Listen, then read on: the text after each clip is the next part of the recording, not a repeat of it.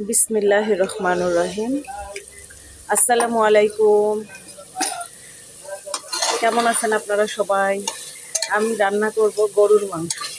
আমি মাংসটাকে আজকে একটু আলাদাভাবে রান্না করছি।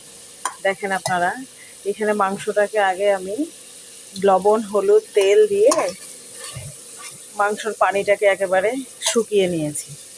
তারপর এখানে আমি আলাদাভাবে মশলাটাকে কষিয়ে নিয়েছি।